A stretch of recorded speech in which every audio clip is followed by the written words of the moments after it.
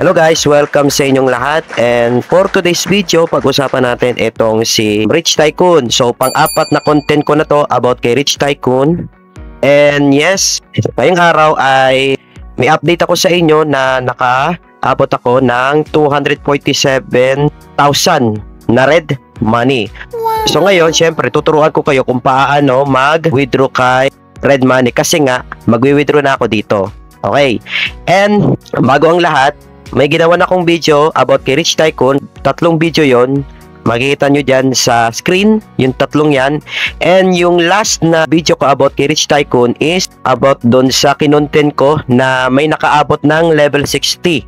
So sa mga may Rich Tycoon na, okay, panoorin nyo doon kasi doon ko tinuro sa video na yon kung ano yung tips and tricks paano makaabot sa level 60. Okay. So para mapanood nyo yung video na yon ay makikita nyo dyan sa description box yung video na yon about dun sa naka-level 60. Okay? And dito guys, ngayon ay tuturuan ko kayo kung paano mag-withdraw sa red money. Kasi sa una kong video about dito kay Rich Tycoon, full tutorial yun ha. Hindi ko tinuro ng ayos about sa red money.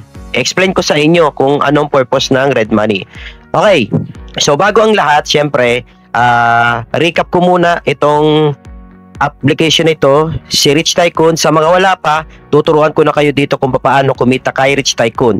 So mabilisan lang to guys ha, mabilisan lang. Bago ko ituro kung paano mag-withdraw kay red money, okay? So ganito guys, ang pinaka main ways of earning dito ay mag-merge ng cars, or sa madaling salita, pagsasamahin nyo lang yung mga kotse na magkakaparehas at magkatulad na level. Okay, so halimbawa ito nakaturo ng kamay, ayan, so i-merge mo yan dito sa kotse na to. So pare silang level 43, and ito guys, ayan, pare silang level 44, ayan. So ganyan lang gagawin nyo. And kung wala naman kayong ma-merge dito dahil hindi naman sila pare-parehas, pwede kayong bumili sa baba. So click nyo lang yung nasa baba. Okay, so tandaan guys na habang ayan, mapupunta yan sa taas lahat. So, click nyo lang nasa baba. So, habang nagbibili tayo, nadadagdagan yung value ng bawat kotse, syempre. Ayan. So, ayan. Okay? Syempre, dahil nagme-merge tayo, ayan, is nadadagdagan yung tinatawag na green money sa taas at red money sa taas. So, yan yung dalawang yan ay yung pag-iipunan natin, at ito ay withdrawable, yung dalawang yan. Dito guys, syempre, explore nyo na lang yan. Itong nasa baba. Yan, explore nyo lang yan. Dito guys ay yung babaeng yan na may exclamation point. Pag click nyo yan, so makakuha ka na, it's either coins, yung coins na may ipon natin dito sa bahay na yan, or green money or red money. Okay, pwede mong kunin, ayan, via watching video ads, or pwedeng itong buo. Ayan, kumuha lamang ng 11.38 AC. So, ayan. And then baka may magtanong sa akin kung anong purpose ng recycle sa baba. Okay, tuturuan ko na kayo kung paano ha. Okay, imagine natin guys na yung mga puno lahat yan, at imagine natin na hindi natin sila makapag-merge dahil wala silang magkatulad. Kunwari lang ha, kunwari, at walang slots. Ang gagawin nyo lang guys ay hanapin nyo lang yung pinakamababang level na kotse. So ang gagawin nyo ay halimbawa ito, level 43, iyon ang pinakamababa sa lahat ng mga coaching nandyan. Ang gawin nyo is i-move nyo sa recycle. So click nyo yung pag-recycle ng sasakyan. Yan. So click confirm, madadagdagan sa coins. Okay. At yung coins na yan, syempre, magagamit yan sa pagbibili ka ng mga kotse. And then, syempre, same way pa rin, merge lang na ganyan. Okay. So, antayin natin, may ads. So, pag may ads sa ganito, so, tapusin lang yung timer sa taas, or tapusin nyo yung video ads and click X lang. And guys, ito ay gift or regalo. So, random na binibigay yan. It's either coins, pambili ng mga kotse, or red money or green money. Okay? Nagigets? And dito, red money yan. Halata naman na itsura niya, red money. So, mapupunta yan dyan. Pag na-click nyo yan, ang mangyayari dyan is manonood kayo ng video ads. So, effort talaga guys. Effort. Pati helicopter, pagka-click nyo dyan is random yan na nagbibigay. It's either coins or mga cash na yan. So, video ads din para makuha. Okay? And dito guys, pag-usapan natin yung green money and red money. So, okay, paano maka-withdraw sa green money? Unahin natin si green money. So, sa green money guys ay para maka-withdraw siya, kailangan nyo munang maka-level 60. So, dahil ako'y level 57, di pa ako pwede mag-withdraw ng green money. Okay. And, ang kagandahan nun, pag nasa level 60 ka, so click natin yung green money. Ayan. Okay. So, halimbawa, itong green cash. So, green cash to hindi GCash na ano. Pero sa GCash pa rin ang withdraw nito sa GCash natin. Or Lazada. Okay? So, halimbawa, ito yung pinaka naipon ko. 2.27k. Pag nasa level 60 ka guys, ang mangyayari dyan is magiging pareha sila ng my GCash mo. Ayan, pinaka-ipon mo dito sa available cash out. So, ngayon kasi dahil level 57 pa lang ako, porsyento pa ang available cash out. Pero hindi pa siya pwede ma-cash out dahil hindi pa ako level 60. Okay? So, para mailagay mo yung yung GCash mo, ayan, click mo yung gumawa. Ayan, diyan mo ilalagay. Pwede sa Lazada, ayan, account ng Lazada mo, GCash, Paymaya, or GrabPay. Okay. And, ang minimum dyan ay, syempre, 500. So, sumunod sa 500, 1,000, 2,000, 3,000. Okay. And dito guys, pag-usapan natin dito sa Red Cash. So, click natin yung Red Cash guys. Ulitin ko guys, dito natin nakukuha yung Red Cash at Green Cash sa pag-merge, sa mga bonuses katulad niyan, sa helicopter na dumaan. And dito guys, sa ayan, mga babae, sa Lucky Box. And sa garahe, pwede mo ibenta yung mga kotse sa showcase. Pwede mo ibenta yan. Nasa sa inyo yan. Kasi ako, hindi ko pa binibenta dahil iniipon ko. Hindi ko alam kung para saan. Pero malaking coin sa binibigay yan. Or ito, mga, ayan, mga green money or red money. Okay, nagigets? Okay, mapunta tayo dito sa red money. Okay, kailangan araw-araw kayong mag-ipon ng red money. Maliban sa green money, syempre. Bisitahin nyo lang tong red money dahil araw-araw kayo dapat mag-claim. Syempre, may mga bonus na makukuha dito. Depende yan guys sa pag-merge ng mga kotse. Okay? Daily to ha, daily. Ayan, 10. Okay. Ayun. So, 5 cars, may 10 pesos ka. So, yung 10 pesos na yon ay mapupunta dito sa Rcash. Okay. So, pag naka-merge ka pa ng kotse, so meron kang makuha ng 300. And, yan, pag nakapot ka ng 60 cars, meron kang 10k. Or sabihin natin 10 pesos. Okay, explain ko ngayon kung ano ang mga katumbas ng red money sa totoong pera. Ito yung red money, ito yung totoong pera. Okay, so yung 247.82k na red money, ang katumbas niyan ay 247.82 pesos. Ibig sabihin nun, 1,000 Rcash or red cash is equal to 1 peso. Okay.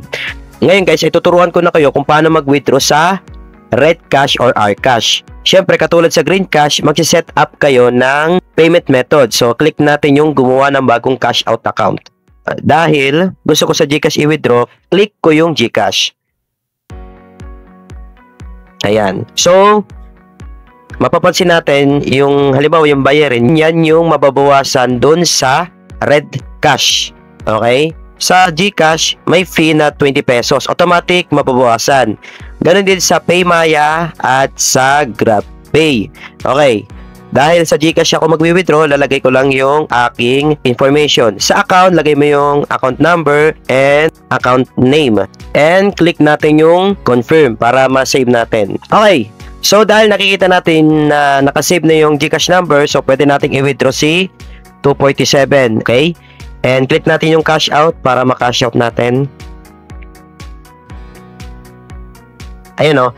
Yun, nakalagay. So, ang iyong mga impormasyon sa transaction pinadala sa system. Ang iyong payout na account ay makakatanggap ng paglipat sa loob ng 3 araw ng trabaho. So 3 days processing in English. Mangyari maging matyaga, tangkilikin ng mga laro. So click confirm. So okay na guys, naka-withdraw na ako dito ng 247. Okay. So wait natin hanggang 3 days processing daw ang payout ko. Kung sakaling dumating agad, ilapag ko agad yung withdraw ko. Okay? Balikan ko na lang kayo pag dumating na yung aking withdraw. 3 days later. So good news, after 1 day na paghihintay ay dumating na nga sa aking GCash account.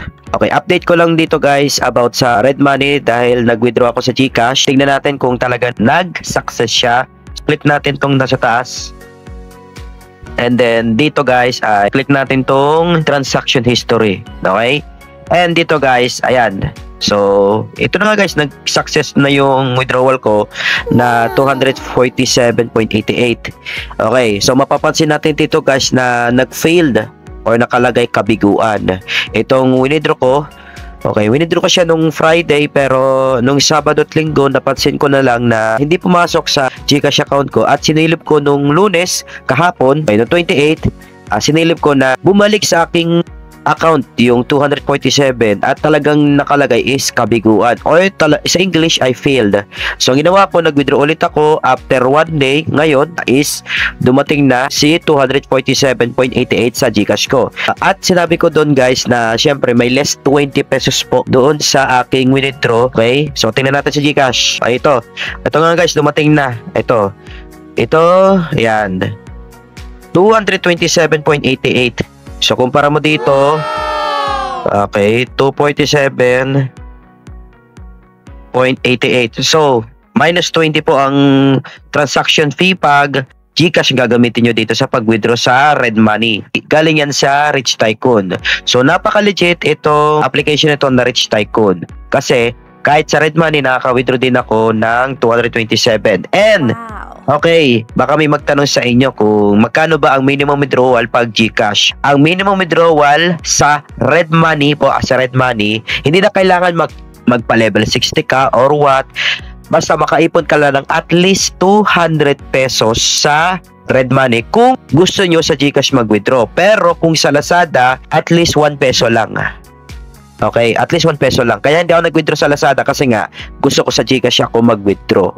And nga pala guys, so dahil level 57 pa lang ako, so next na video natin guys, sure ako na tuturuan ko kayo kung paano mag-withdraw sa Green Money pag naka-level 60 ako. Okay? So, good news guys. Okay, bago tapusin ang video na to, good news guys, may nasagap ako na may naka-level 60 na rito kay Rich Tycoon. So, may bagong nakahakot ng level 60 guys. Ito, si Sir Reggie Filomeno. Yun, naka-level 60 siya guys. So, congrats sa'yo boss. May nakita na ako at talagang dalawa na naka-level 60. So, ito, si Sir o si Ma'am Gigi Filomeno. Hi boss, ilang araw bago pumasok ang payout sa Rich Tycoon. Level 60 na kasi ako, patingin. Ayun, nag-cash out na daw siya ng 3K.